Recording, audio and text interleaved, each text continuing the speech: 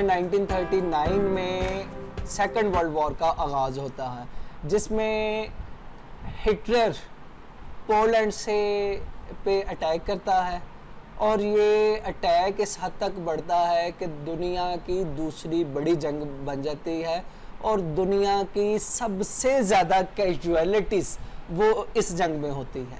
तो इस जंग का आगाज़ पोलैंड में हिटलर के अटैक से हुआ और इसका एहतमाम यूएस का atomic explosion on Nagasaki and Hiroshima, इस पे इसका एंड होता।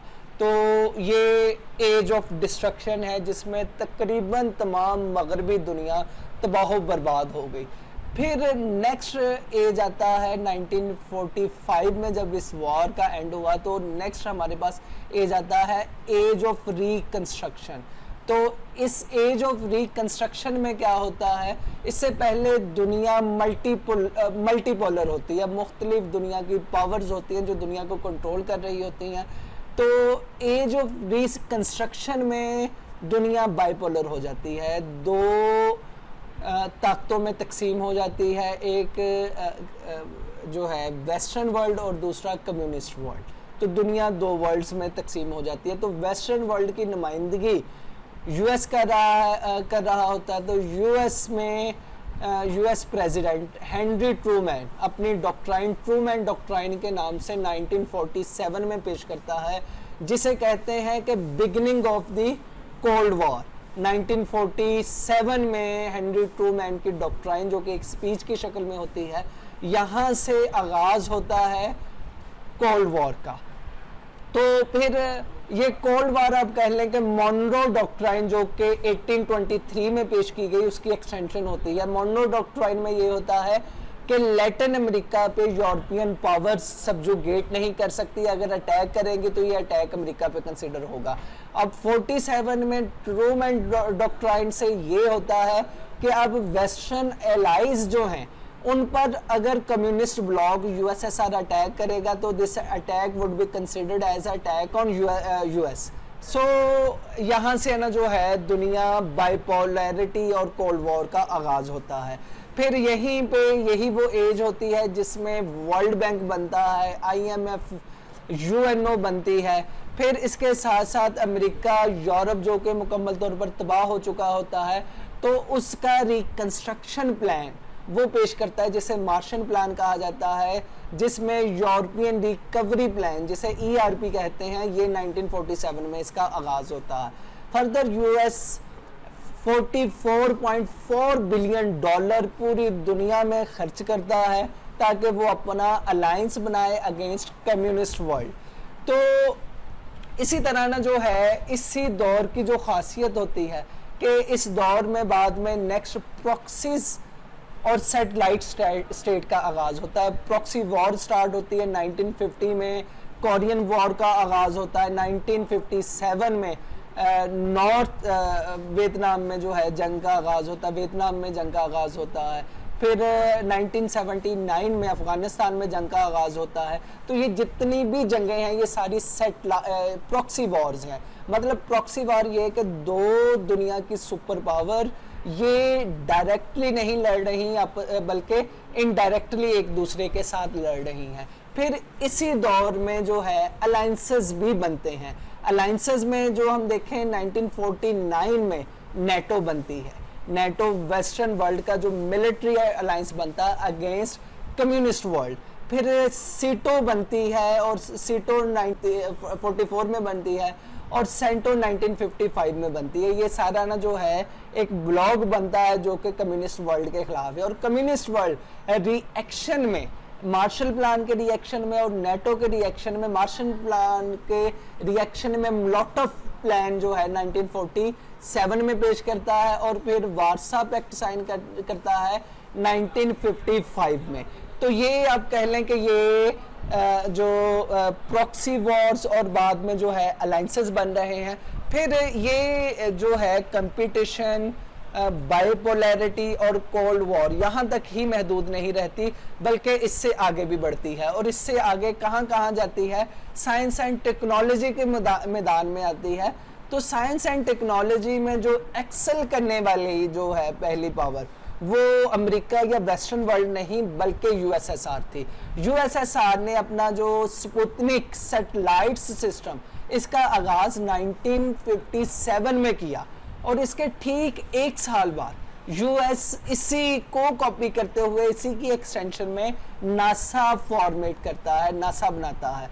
तो यही वजह है कि स्पुतनिक सैटेलाइट से जो यूएसएसआर का आगाज होता है, ये अपनी पूरी एक्सट्रीम पे 1969 में पहुंचता है, जब इनके प्लान जो है वो स्पेस में जाते हैं। तो इसी तरह नासा भी जो है वो भी एक, ये आप कह लें कि साइंस एंड टेक्नोलॉजी की वॉर जो है वो भी दुनिया में स्टार्ट हो जाती है, जिसमें यूएस जो है वो चांद पे अपनी जो है भेजकर, नील आर्मस्ट्रॉन्ग को भेजकर इसमें एक्सेल करता है, या इसे आप प्रोपेगेंडा वॉर भी कह सकते हैं कि प्रोपेगेंडा के ज़रिए जो है यूएस साइंस एंड टेक्नोलॉजी में दुनिया का ना जो है मास्टरमाइंड बन जाता है। फिर ये काम यहाँ तक ही नहीं ख़त्म होता, बल्कि आर्म रेस भी है ना जो है इसमें अपनी पीक पे पहुंचती है। आप पहले देखें 1945 में यूएस ने अपना एटम बम जो बनाया, 44 में बनाया, 45 में उसका तजर्बा भी कर दिया। तो इसके जवाब में 49 में यूएसएसआर भी बना लेता है, फिर यूके बना लेता है, फ्रांस बना लेता है, और एट द एंड चाइना भी 1964 में अपना एटम बम बना लेता है, 74 में इंडिया अपना एटम बम बना लेता है, 98 में पाकिस्तान अपना एटम बम जो है वो बना लेता है, और 2002 में नॉर्थ कोरिया भी अपना एटम बम बना लेता है। तो ये एटॉमिक रेस जो है ये शुरू हो जाती है। और 1960s में इंटरकॉन्टिनेंटल बैलिस्टिक मिसाइल ये यूएसएसआर भी बना लेता है और अमेरिका भी बना लेता है। तो ये आर्म रेस स्टार्ट हो गई और ये इस एक्सट्रीम पे पहुंच जाती है ये आर्म रेस कि एट द एंड इन दोनों पावर्स को खदशा हो जाता है कि इतने बम बनाकर हम दुनिया को ही तबाह कर सकेंगे, दोनों ना तो खुद जिएंगे ना दूसरे को जीने देंगे, ये वाला सिलसिला होगा। लिहाजा ये दोनों पावर्स आपस में डायलॉग्स करती है, जिसे कहा जाता है strategic arm limitation talks, salt 1 2 3 ये जो है ये होते हैं।